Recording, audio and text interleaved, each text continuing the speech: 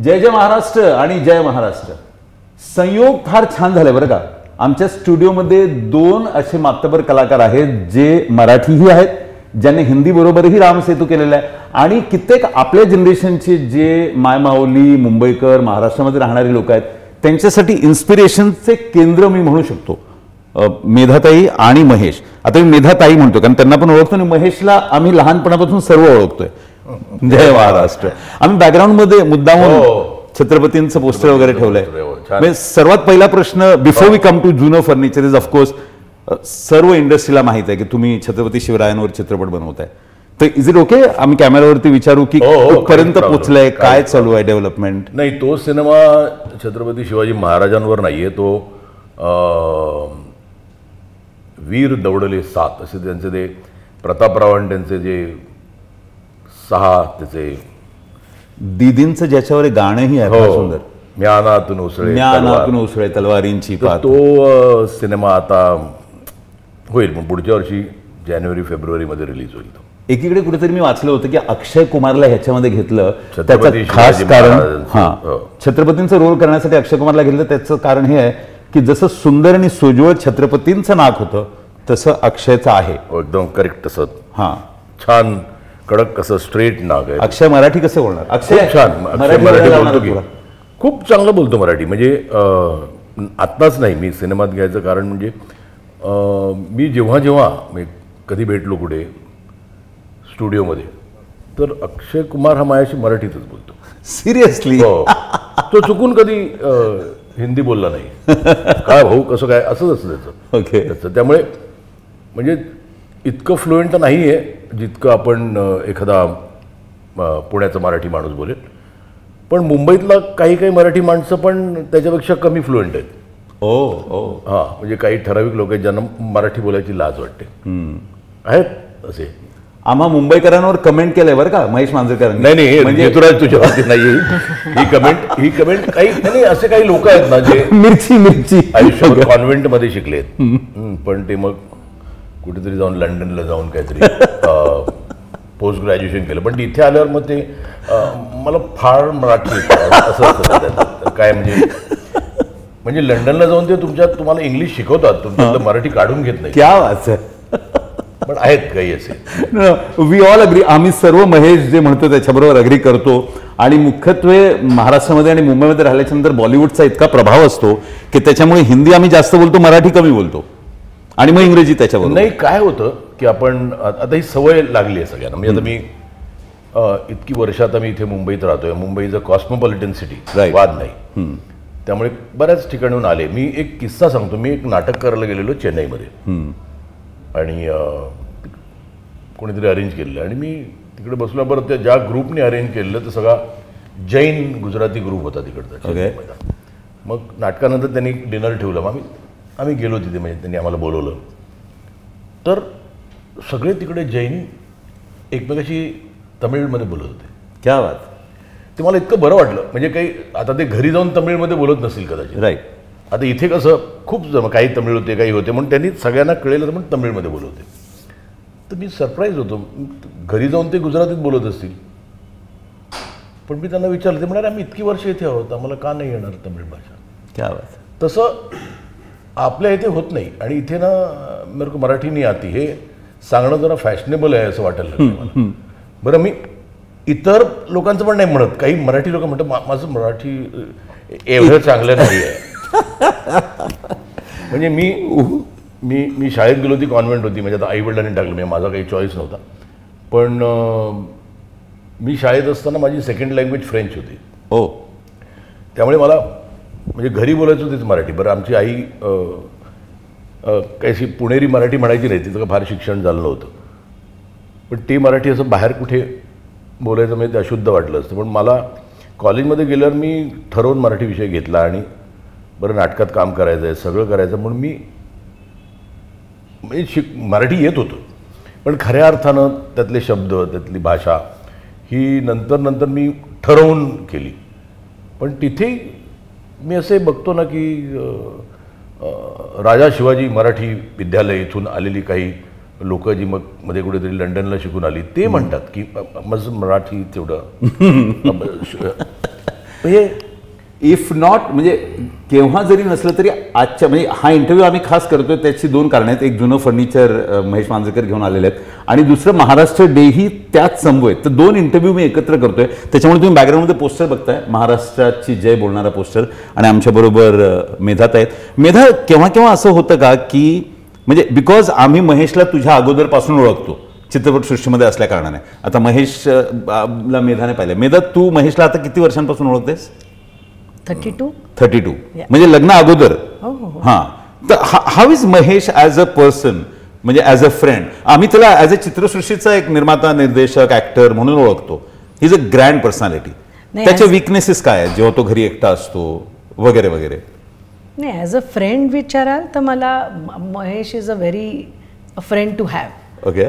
म्हणजे एकदा त्यांनी म्हटलं की हा माझा, की तो काहीही करेल त्याच्यासाठी, पण तेवढाच तो त्याच्याकरता पॉझिटिव्ह पण असतो. क्या बात. You know, so is a great friend to have, I think. आणि विकनेस म्हणाल तर आय थिंक फॅमिली. क्या बात आहे. Family is is weakness. आणि काय पॉवरफुल विकनेस आहे. महेशची 3 मुलं जे आहेत त्यांचे पॉवरफुल प्रोफेशन्स. मी कुठेतरी वाचलं तुमच्या एका मुलाचं रेस्टॉरंट बद्दल. हो, मग काय फुल ऑन रेस्टॉरंट ते सांभाळतो. म्हणजे मला ना जितूराज खूप वर्षापासून माझ्या घरी जेवण हे प्रायोरिटी आहे. हां, म्हणजे आमच्या ते हा तो मोठा सेलिब्रेशन असं जेवण. म्हणजे ते माझ्या आईच्या काळापासून आहे. आत्ता मेधा, पण आमच्याकडे लंच झालं की आता रात्री काय खायचं याचं प्लॅनिंग असतं आमच्याकडे. I like it. मी घरी जाणार आहे जेवायला. आणि आमच्याकडे तर ना माझ्या आईपासून, माझी आई जेवण बनवायची ना, अप्रतिम बनवायची. आणि माझं घर वाजून ओपन हाऊस. म्हणजे मला अजूनही आठवतं की कधी रात्री 12 वाजता कोण मित्र आला, आमच्याकडे कधी चहा विचारलाच नाही माझ्या आईने, काय जेवणार आहे सर. क्या बात. मग तो रात्री 1 वाजता आला तरी माझी आई, आता फास्ट फूड काय आहे, सगळ्यात कुळथाचं पिठलं, आपला फास्ट पटकन ऑमलेट बनवता येतं. मग ती रात्री 2 वाजता पण किचनमध्ये शिरायची. वा. त्यामुळे जेवण आमच्याकडे जेवणाला खूप महत्त्व आहे. आणि खूप माझे मित्र माझ्या घरी यायचे आईच्या हातचं जेवायला. तर मला ते काय म्हणतात, बरं ते ट्रेडिशन कंटिन्यू झाली. मेधानी पण आमच्या घरी ओपन हाऊस आहे. म्हणजे आमच्याकडे 100 लोकांची पार्टी असेल, मी सांगितलं जरी मेधाला आपण बाहेरून मागूया, ती म्हणते नाही आपण करूया. वा. तर ते ना मला कायम वाटायचं की आता हे तुम्ही इथे घरी येताना मला ना हे इतर लोकांना पण द्यायचं आहे. मांजरेकर्स किचनचं जेवण वर्षापासून चालू होतं. त्यामुळे ते सुरू केलं. आता गोरेगावला आमचा मुलगा सांभाळतो. आय होप संपूर्ण विश्वामध्ये हा इंटरव्ह्यू जे बघतायत, हा महाराष्ट्र डे स्पेशल आहे आणि त्याच महाराष्ट्र डेच्या जवळपास जुनं फर्निचर लागतोय. जुनं फर्निचर नाव ठेवणं आवश्यक होतं का? म्हातारी माणसं जुनी का असावीत? नवीनही असू शकतात की नाही ना. ते काय होतं ते मी कुठेतरी ऐकलेलं असं, म्हणजे आमच्यातच कोणाचा जर मित्र बोललेला आहे, तुझं जुनं फर्निचर चाललंय बघ, म्हणजे तुझे वडील चालले, लक्ष ठेव. तर तसं रजिस्टर झालेलं. वा वा. तुझं जुनं फर्निचर चाललंय बघ. बरं, त्यालाही त्याचं काही वाईट वाटलं नाही. कसं असतं ना, आपण लहानपणी ना ज्या वेळेला घरी स्ट्रिक्ट असतं जितूराज, त्यावेळेला आपण वडिलांना टरकून असतो. हो. मग जसं मित्रात म्हणजे वडील आले तर मला सांगायचे महेश हिटलर आले. तर आता हे मला काय वाईट वाटत नाही, कारण ते strict, we taken it for granted. हो. बरं, माझ्या वडिलांना मी काय घाबरतो, एवढे मित्र घाबरायचे. तर ते तसं कोणीतरी तुझं जुनं फर्निचर आलं बघ, तर ते ना इतकं रजिस्टर झालेलं. आणि हा जेव्हा सिनेमा मी करायचं ठरवलं, it was about senior citizens. आज जी परिस्थिती आहे काही सिनियर सिटिझनची, म्हणजे मी जनरलाइज करत नाही, दर आर सम चिल्ड्रन जे खरंच खूप आईवडिलांची काळजी घेतात. इन जनरल मला वाटतं 100 पैकी 99% मुलं आईवडिलांची काळजी घेतात. क्या बात. आय वॉन्ट सर्व जे हा इंटरव्ह्यू बघतायत, सी द पॉझिटिव्हिझम. त्यांनी चित्रपट बनवले जुनं फर्निचर, पण त्यांचा पॉझिटिव्हिझम हा आहे की 99% मुलं आईवडिलांची केअर घेतात. वा, केअर घेतात. पण काय होतं, मी पण त्या 99% मध्ये होतो. राईट. पण माझी आई गेल्यानंतर मी खूप आईशी क्लोज होतो, कारण माझ्या आईने माझ्यासाठीच नाही, आमच्या अख्ख्या घरासाठी खूप सॅक्रिफायसेस, कायम खस्ता खाल्ल्या आहेत, कायम. म्हणजे तिने आराम हा केलाच नाही कधी आयुष्यात. ती कधी विमानाने ट्रॅव्हल नाही केलं तिने. ती कधी मुंबईच्या बाहेर मोजून 5 ठिकाणी पण गेली नसेल आयुष्यभर. तिने विमानात गेलीच नाही का, तिला पासपोर्ट नव्हता, तिला वाढदिवस पण तिचा माहिती नव्हता. आणि त्यावेळेला कोणी काही ठेवलं नसेल तिच्या वडिलांनी, तर त्यामुळे ना मी आईशी खूप क्लोज होतो. मला तर नंतर मी ती गेल्यानंतर बऱ्याच वेळा असा विचार करायचा तिच्याबद्दल, अरे तिथे जेवायला जायचो. मग मला असं लक्षात आलं की किती वेळा मी ती सांगायची, अरे ये रे जेवायला, येतो ग, मला काय, मी आता हसत बसलो. Take it for granted. हां, त्या टेकन फॉर ग्रांटेड मुलांचा हा सिनेमा आहे. वा. हा सिनेमा मी आपण म्हणतो ना, ह्याकडे बोट दाखवून तू सिनेमा केलाय. हां, बोट दाखवून लोक म्हणतात ना 4 बोटं तुझ्याकडे आहेत, माझी 5 बोटं माझ्याकडे आहेत. क्या बात. हा सिनेमा मी माझ्या पर्सनल अनुभवावरनं की कशा कशा छोट्या छोट्या गोष्टीत आपण आईवडिलांना टेकन फॉर ग्रांटेड म्हणजे समाजाला एक मेसेज वगैरे द्यायचा प्रयत्न नाहीये, बट सावधान असं होऊ शकतो. आणि काही जात नाही, ते काहीच मागत नसतं तुमच्याकडे आयुष्यातली रोजची 10 मिनिटं तुम्ही त्याला दिलीत ना तर ते खुश असतात. काय असतं, एक काळ असतो त्यांनी ठरवून की हा माझा काळ जो आहे, मी आता नोकरीला लागलो, ते माझा मुलगा लग्न होईपर्यंत मी काहीच विचार करणार नाही स्वतःचा, सगळं आईवडिलांसाठी, मग मुलासाठी. मग खस्ता खा, लोन्स घ्या, अरे सर्व कॉम्पिटिशन आहे मला, अरे तिकडे ह्या क्लासेसला खूप फी आहे, अच्छा मग मी प्रॉव्हिडंट फंडच्या अगेन्स्ट लोन घेतो. म्हणजे हे कायम त्या स्ट्रेस खाली जगून त्या मुलाला सेटल करायचं असतं. हा विचार असतो की एकदा सेटल झाले की मग आपण आराम करू, मग आपण मुलाच्या राज्यात आपण आराम करू. त्या भविष्याच्या अपेक्षेने ते काय काय करून टाकतात. पण काय होतं, मुलाचं लग्न होतं आणि it is a very natural process की मुलाचं लग्न झालं, त्याच्या प्रायोरिटीज शिफ्ट होतात बायकोकडे. म्हणजे लग्न व्हायच्या आधी रोज आई रुमाल कुठे, आई सॉक्स कुठे, आई अंडरवेअर कुठे, आई हे कुठे ठेवलं, आई माझं पेन कुठे ठेवलंच, हे अगदी नोकरीला असेपर्यंत करतो तो. ओव्हरनाईट बायकोकडे मागतो. कुठेतरी ती इन्सिक्युरिटी त्यांना ना त्या सिनियर सिटीजनला खाते, आई वडिलांना, की अरे आता आमची काहीच गरज नाही आहे ना. एवढंच करायचं असतं की त्यांना दाखवा की तुमची गरज आहे. राईट. बाकी काही नाही, तुमची गरज आहे. They don't expect anything. आई वडिलांना मुलांची गरज आहे, हा या चित्रपटाचा मुख्य मेसेज. पण मेधाताईंना घ्यायचं मग फार कठीण रोल आहे. आय लाईक चित्रपटामध्ये एक सीन आहे जेव्हा महेशला कळतं की बायको नाही आहे, आणि तेव्हा ती जी रिॲक्शन आहे आणि बायकोची जी रिॲक्शन नवऱ्याकडची आहे, जिथे तिला कळतं की आता नवरा त्रासलेला आहे मुलामुळे. Very difficult role Medha. म्हणजे कसं प्रिपेअर केलं असतो त्या रोलसाठी. आणि आता ही जी मेधा आपण बघतोय आणि ती जी मेधा आहे जुनं फर्निचर, म्हणजे मला असं वाटतं आकाश पाताळ एक झालेलं आहे. काय सुंदर मेकअप आहे. कुणी केलं मेकअप? ते मेकअप काय 5 मिनिटात रेडी होतो. का प्रश्न विचारला चितूराज? नाही आता काय झालं, त्यांनी नटसम्राट पण केलं ना, त्यामुळे आता use to that kind of makeup. Mahesh I think likes to put me in in old makeup. पण फार सुंदर दिसते ती आई, मला आवडली. तुमच्यासाठी सर्वात कठीण दृश्य जर विचारला चित्रपटातला, की जिथं हा करताना मला चॅलेंजिंग वाटलं? मला वाटतं की Wien you do film with Mahesh, ते चॅलेंजिंग वाटलं तरी ते I think he makes it very easy. म्हणजे त्याला कसं असतं, त्याला माहिती असतं त्याला काय पाहिजे, तिथे कन्फ्युजन नसतं. त्याच्यामुळे ना ॲक्टरचं काम पण इझी असतं ते. कारण एक तर तो स्वतः ॲक्टर असल्यामुळे तो एखादी गोष्ट करून दाखवतो की आणि मग ते कोणाचं नाही, मग मला हे असंच पाहिजे, तर त्याचं ते असतं. मात्र मग मला तो कोणाचं ऐकणार नाही तिथे, मला हे असंच पाहिजे. त्याच्यामुळे इट इज काही किती प्रिपरेशन केलं तरी याच्याकडे ते इट इज.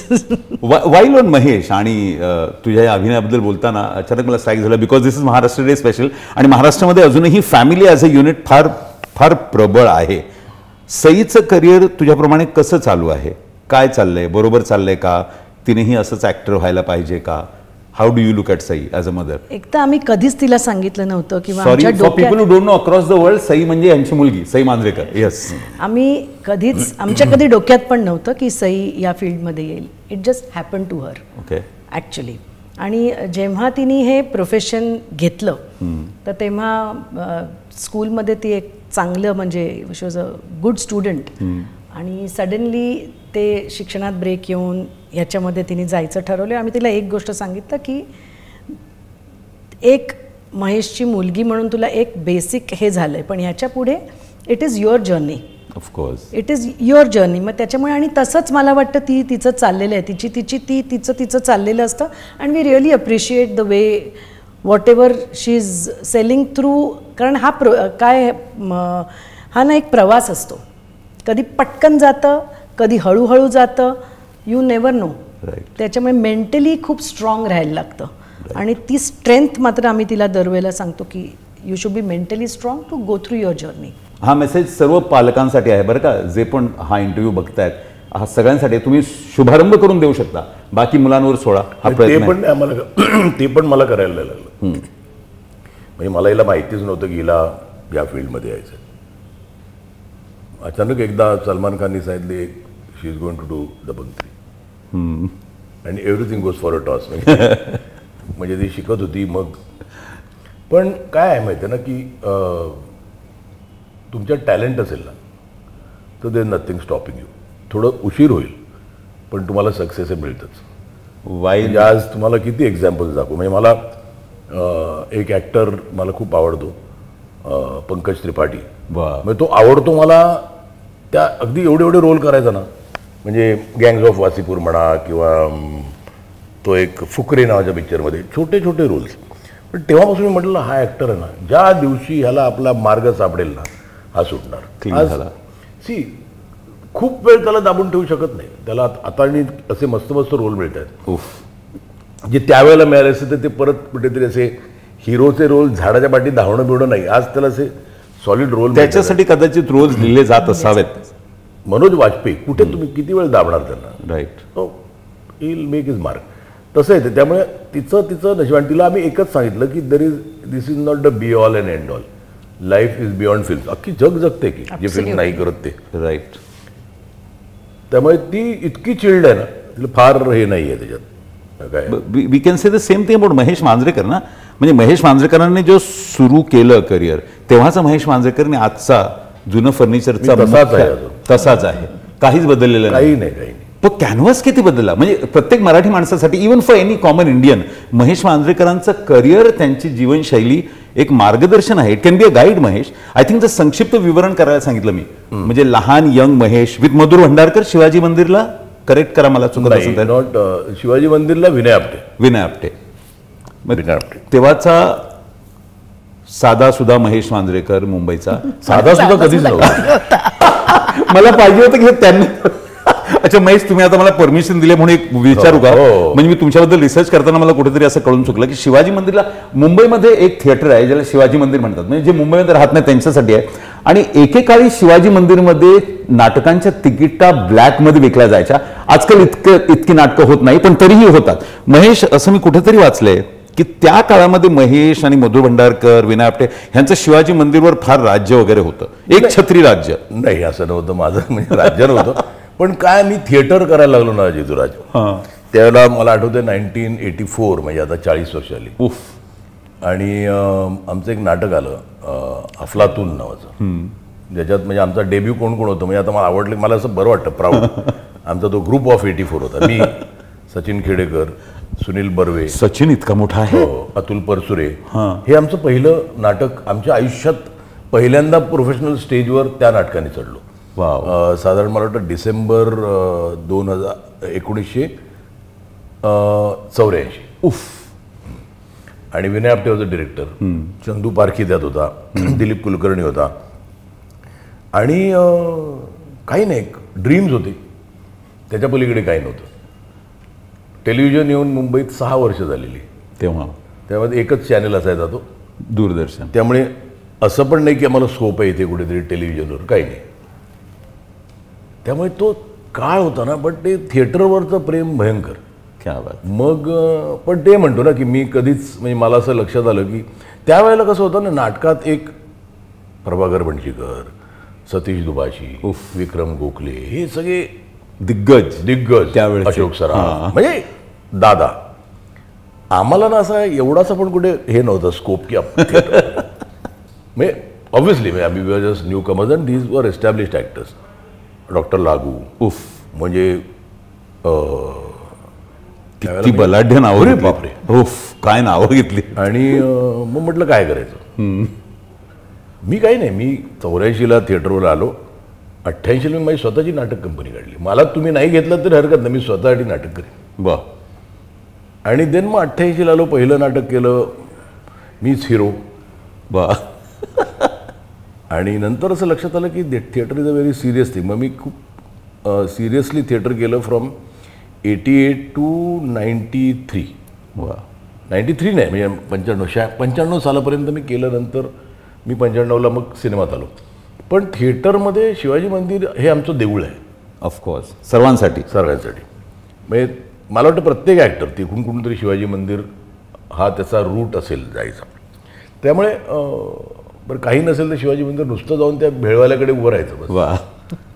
काय म्हणजे त्याला काही बरं दुसरं काही उद्योग नव्हते रे. आज कसं मोबाईलवर तुम्ही बसवारी बसून Right, right. असे चावट उद्योग आत्ता सुरू झाले. तेव्हा तेव्हा काही मोबाईल नव्हता अजून. हो, मोबाईल म्हणजे काय, माझ्या घरी फोन नव्हता तर काळा फोन.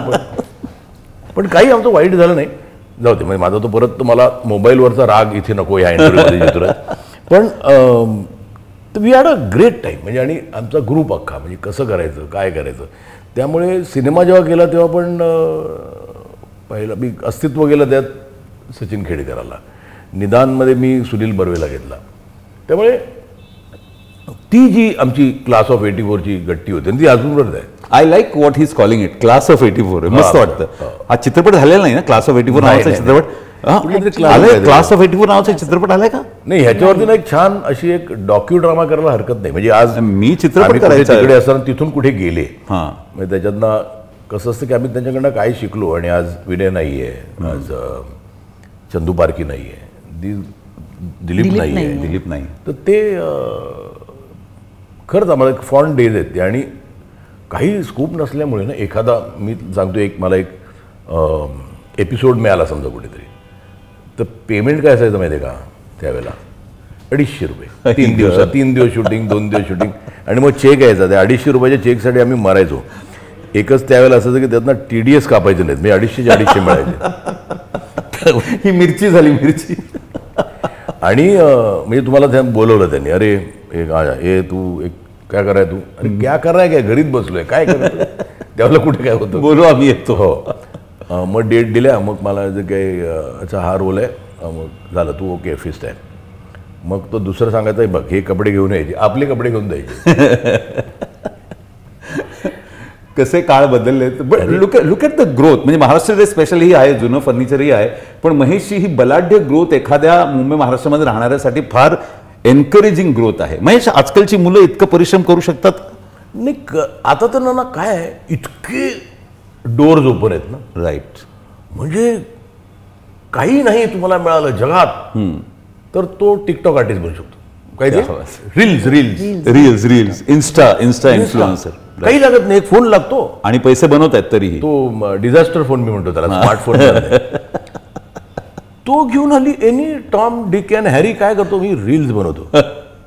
तुला साल्या साधी एक रील लपेटता येत नाही आणि तू रील कसली बनवतो. महेश, पैसे बनवतायत ही मुलं. हो, लाखोंमध्ये ना. आज माणसांनी आज ठरवलं की मला मेहनत करायची आहे ना, आज माणूस उपाशी मरत आमच्या इंडस्ट्रीमध्ये तरी. राईट. एवढे चॅनल्स आहेत, एवढे OTT प्लॅटफॉर्म्स आहेत. जरा तुम्हाला टॅलेंट असेल ना, आज कुठे ना कुठेतरी तुम्ही ॲडजस्ट होता. खूप. What you need to be, तुम्ही प्रोफेशनल असायला पाहिजे, हंबल असायला पाहिजे. हल्ली टॅलेंट असायलाच पाहिजे, पण टॅलेंट जरा कमी असलं तरी तुम्ही प्रोफेशनल आणि हंबल असणं खूप गरजेचं आहे. वा. तर इट विल टेक यू फार. त्या आम्हाला काही कळायचं नाही. आज एक एपिसोड झाला, आता पुढचं काम कधी येणार. आज म्हणजे एका सिरियलमध्ये तुम्ही लागलात, 2 वर्षाचं झालं नाही, हल्ली तर मरेपर्यंत करतात. 4,000 आणि 5,000 एपिसोड आहेत. संपतच नाही. Medha, how do you look at this new world? Because you also part of, म्हणजे जुनं फर्निचर. आम्ही सगळे त्या जनरेशनचे आहोत जिथे हे सगळं नव्हतं, आता हे सगळं आहे. वेन ॲज अ वुमन तुम्ही जेव्हा ह्या जगाला बघता, कसं वाटतं? सगळ्या ज्या मुली ऐकतात त्यांच्यासाठी. नाही, मला ह्याच्यात दोन्ही दिसतं. There is a lot of positive also. Right. पण मला वाटतं वेळ रिलेशनशिप्स जिकडे येतात ना, तिथे हे खूप निगेटिव्ह जातं. म्हणजे हे जे आत्ताचं जग आलंय ना, एक तर सगळे पेशन्स नाही.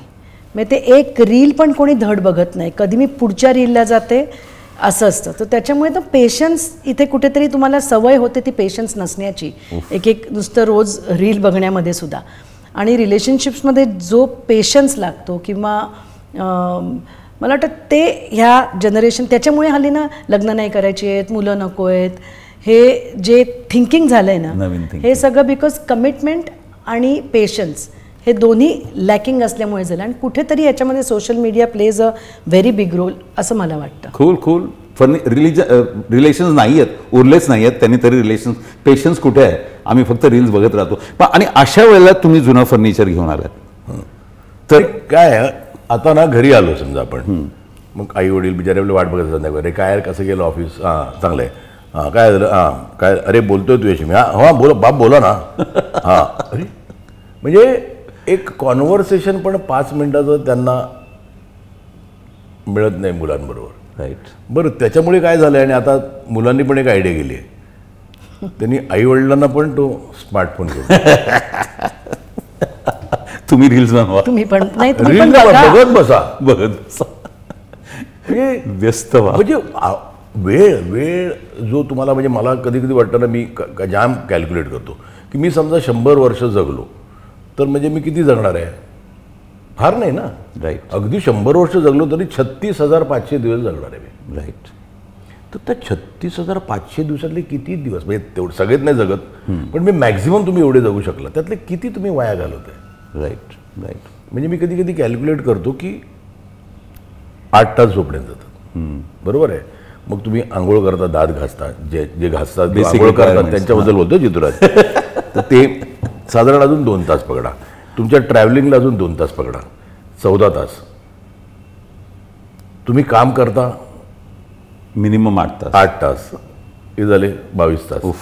उरलेले 2 तास तुम्ही त्याच्यात, त्या 2 तासाचे तुम्ही 4 तास करून तो इडिओटिक फोन बघता. काय उरलं? म्हणजे म्हणजे आम्ही लहान असताना आम्हाला माहिती होतं की आम्ही आलो, बॅग दप्तर टाकलं की काळो एवढं दिसत नाही तोपर्यंत आम्ही क्रिकेट खेळायचो. राईट. मग तो बॉल बिल लागायचा कुठेतरी अवघड जागी, कारण दिसायचं नाही. आजकालची मुलं खेळतच नाही. ज्यांना इथे माहीत नसेल त्यांना सांगणं योग्य होईल की ह्यांच्यामध्ये क्रिकेटरही आहे, म्हणजे the original Manjrekar. We know the original cricketer Manjrekar. We don't know that Mahesh Manjrekar is also a cricketer. मी त्याच्या आधी मी मांजरेकर एक आधी झाला असता. पण काय झालं की मी, माझी बहीण खेळायची मुंबईला, ती कॅप्टन होते, आणि आचरेकर सर मुंबईच्या टीमचे पण कोच होते, माझे पण कोच होते. पण आणि मी एक्स्ट्रॉर्डनरी बॉलर होतो, मी बॅट्समन पण होतो. पण बेसिकली प्रॉब्लेम माझा तिकडेच झाला की मी आचरेकर अशी नेटमध्ये गेलो, नेट सुरू झालं की जो हातात बॉल द्यायचे ना, तो नेट काळोखपर्यंत बॉलिंग टाक. आता ते वय असं होतं की यार, बरं कधी विचारलं गेलो, सर बॅटिंग चाल तिकडे बॉल टाक, सर नवीन बॉल द्या ना मला, चाल तिकडे बॉलिंग टाक. We speaking of Ramakant Achrekar ज्यांनी सचिनलाही शिकवलंय. हां, मग सर स्विंग कसा करता, गपचूप बॉलिंग टाक. अरे तर असं होतं की यार त्या वयात बॅटिंग आवडते ना. बरं तुम्ही एकदा बघा तरी मला बॅटिंग येते की नाही. पण ते इट वॉज मे बी त्यांची पद्धत होती की तू जुन्या बॉलनी जर का एवढा चांगला टाकतोस तर तू आधी जुन्या बॉलनीच प्रॅक्टिस कर. म्हणजे पळवायचो मी विकेटमध्ये सगळ्यांना. मग आता मला लक्षात येतं की तुम्ही स्विंग ना हा शिकवायला लागत नाही, तुमच्या रिस्ट मुवमेंटवर असतो. ते तुम्ही काय, तू हळूहळू त्यांचं असं असेल की तू आधी फक्त जेवढा जोरात टाकतोस तेवढा टाक, तू काय त्याच्यात कॉन्सन्ट्रेट करू नकोस. ह्या हळूहळू गोष्टी येतात. पण मी पहिल्यापासूनच तसा होतो ना, म्हणजे मी ऐकत, मला नाही देत बॅटिंग, काय मला नाही देत बॉलिंग. तेव्हा क्रिकेटवर अजून सिनेमा झालेला नाही आहे ना, संपूर्ण क्रिकेटवर डेडिकेटेड महेश मांजरेकरांचा सिनेमा. नाही म्हणजे आहे, we have a place for that kind of a cinema. पण तसं त्यातलं ना काय आहे की दॅट वॉज आचरेकर ना, म्हणजे त्यांची, बरं ते संडेला आले की मग ते स्कूटर घेऊन बसायचो मी, त्याने मग 4 मॅचला न्यायचे मला फिरवत, आणि 4ही मॅचला बॉलिंगच टाकायची. बस इथे टाकलं झाली बॉलिंग टाकून की दुसरीकडे. अरे बरं ते वय बॅटिंग आवडते. जगात कुठल्याही लहान मुलाला विचार बॅटिंग आवडते का बॉलिंग, तो म्हणेल मला बॅटिंगच आवडते. सर्वे तुमच्याकडून जे हा इंटरव्ह्यू बघतायत युट्यूबवर, आम्हाला सांगा कोणाला बॅटिंग आवडते, कोणाला बॉलिंग आवडते. तर ते पण मग इरिटेट झालो. मला ते मग सर खूप एकदा आले, मला म्हटलं बस, मला म्हणतो बघ तुला इंडिया नाही तरी मी तुला मुंबई रणजी खेळवीन. मग म्हटलं मला खेळायचं नाहीच खेळायचं. म्हणजे तो का मला तो त्यावेळेचा राग आलेला मला कळत नाही. पण आज त्याचं मला वाईट वाटत नाही, कारण माझं काही वाईट झालं नाही. ऑफकोर्स मी या लाईनमध्ये आलो. किती मोठी लाईन मिळाली. नाही लाईनपेक्षा मला आज विचार की तू फिल्मशिवाय काय करतोस. तुम्ही काहीच करत नाही. मी अख्खा वेळ सकाळ दुपार संध्याकाळ रात्र माझ्या डोक्यात सिनेमाच असतो. चित्रपट मला दुसरं काही सुचत नाही.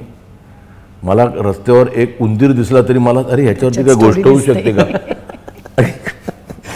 हा इंटरव्ह्यू बघणाऱ्या कित्येक लोकांमधून तुम्हाला कदाचित ते पहिल्यांदा ऐकायला मिळालं असेल महेश मांजरेकरांची क्रिकेटिंग साईड.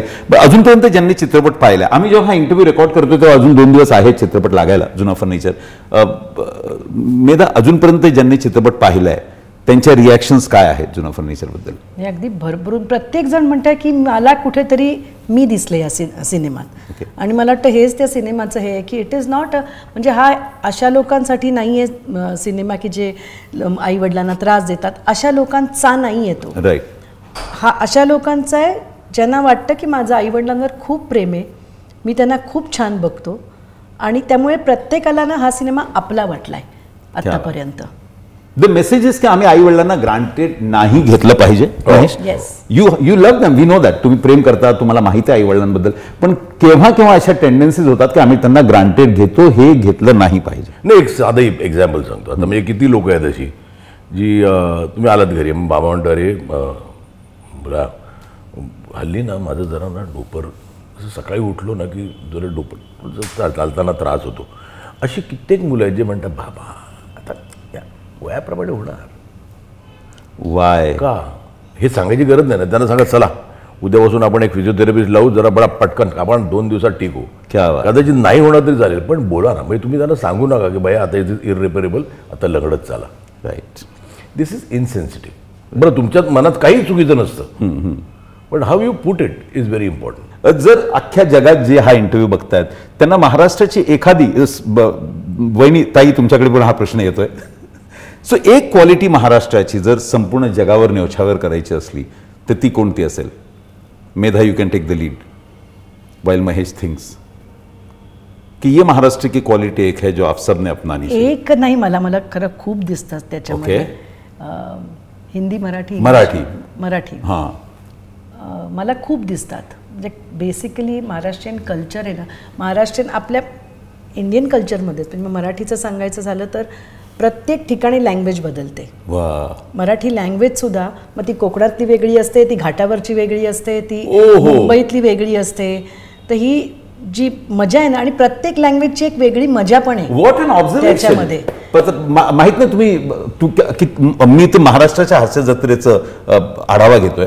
महाराष्ट्राच्या हास्य जत्रेमध्ये हा कॉन्सेप्ट इतकं बलाढ्यरित्या वापरण्यात आलाय की प्रत्येक क्षेत्रामध्ये मराठी भाषा एका वेगळ्या प्रकारे बोलली जाते आणि प्रत्येकाने ये दुनियाने अख्तियार, जगाने घेतलं पाहिजे आगून. क्या बात आहे Medha tai, love you for this observation. मी माझ्या शो मध्ये बोलणार आहे. मला महाराष्ट्र डेच्या बाबतीत एकच मला या राष्ट्राचं की इफ एनी प्रॉब्लेम कम्स मग सगळे एकत्र येतात. म्हणजे मला अजून आठवतंय की याला चिपळूणला पूर आला होता. राईट. ते म्हणजे अख्खं महाराष्ट्र तिकडे एकटवलं होतं. म्हणजे विदिन, म्हणजे कमाल आहे. म्हणजे ते एवढं भयानक होतं तो प्रॉब्लेम. पण फ्रॉम डिफरंट कुठून कुठून ट्रक गेले, काय गेलं, त्या बाबतीत जरा संकट आलं ना की सगळे मराठी असे, त्यांचा मराठी पण जागा होतो. जेव्हा मुंबईमध्ये पाऊस सुद्धा हे झाला होता तेव्हा म्हणजे मी अडकले होते तेव्हा. आणि तेव्हा मी चालत येताना मला आठवतं की जेव्हा मी माहीमला पोचलो तेव्हा तिकडे केळी, पाणी असे सगळे रस्त्यावरती बसलेले होते सगळे. दुसरं ना, माझं असं म्हणणं आहे की महाराष्ट्रात जे विविध जेवणाची व्हरायटी जगात म्हणजे खरंच नाही. नागपूरचं सावजी असेल किंवा मालवणातलं जेवण असेल किंवा पुण्यातलं जेवण असेल किंवा कोल्हापुराचं जेवण असेल, खेकड्यापासून पुरणपोळीपासून मोदकापर्यंत बेसनचे लाडू आणि व्हरायटी म्हणजे.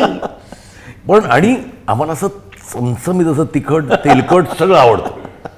महाराष्ट्र डे वरती, महाराष्ट्र डे मध्ये ह्या दोन वस्तूंना आपण सर्वांनी म्हणजे जगात जितकी लोक हा इंटरव्ह्यू ऐकतात सगळ्यांनी पण महाराष्ट्र दिनी मला एकच सांगायचं आहे, कंप्लेंट पण आहेत. नाही कंप्लेंट एकच आहे की तुम्ही आज सिनेमा भारतात मराठी माणसाने आणला, जगोला व्ही शांताराम मराठी माणूस, हे सगळं असताना आज सिनेमात आपण ह्या देशात सगळ्यात मागे का? मराठी सिनेमा मराठी चित्र कंटेंटमध्ये नाही, मार्केटिंगमध्ये का नाही? का नाही मराठी सिनेमा तुम्ही ओरिसामध्ये बघत जसा कंटारा बघतात किंवा बाहुबली बघतात तसा आमचा वेड सिनेमा पण मराठीत तिकडे का नाही बघत, हिंदीत डब करून? वा, आपल्याला ह्यासाठी ना ही जी आहे ना, आपण एका झेंड्याखाली सगळे मराठी येणं गरजेचं आहे. तुमची जात पात 18 पगडच्या जाती तिथे तुम्ही घरात त्या मस्त पाळा, तुम्ही प्रत्येक कल्चर सांभाळा, सगळं करा. ज्या दिवशी घरातनं बाहेर आलात तुम्ही मराठा या झेंड्याखाली पाहिजे. क्या बात आहे. मराठा म्हणजे नॉट मराठा, मराठी म्हणजे मराठा पण आले त्याच्यात, भंडारी पण आले त्याच्यात, सारस्वत जे मराठी कोणत्याही डायलेक्टचं मराठी बोलतात बस सगळे एकत्र आहे. त्यांनी एकत्र या, आपण ह्या देशातला सगळ्यात मोठी इंडस्ट्री बनवू शकू. क्या बात आहे. चित्रपटसृष्टीसाठी फार मोठा मेसेज आहे हा. आणि what better day but Maharashtra डेच्या शुभेच्छा देताना जुना फर्निचर याच्या आणि त्यांचा तो चित्रपट मराठी आणि हिंदी दोघांमध्ये लागतोय. येस, मी नुसतं बोलत नाही, सुरुवात केली. येस, सुरुवात केलेली आहे आणि डिस्ट्रीब्युशन होईल संपूर्ण जगामध्ये. आणि हा मला बघा, मला कर्नाटकामध्ये पण कोणीतरी ज्याला हिंदी कळतं त्यांनी जाऊन बघायला पाहिजे. येस, आपण बघतो ना त्यांचे पिक्चर. ऑफकोर्स. आम्ही कंटाळा बघायचा, कंटाळा केला का कधी? तुम्ही ऐकलं नसेल, वाक्य पुन्हा बोलायला लावतोय. हा वाक्य पुन्हा बोला.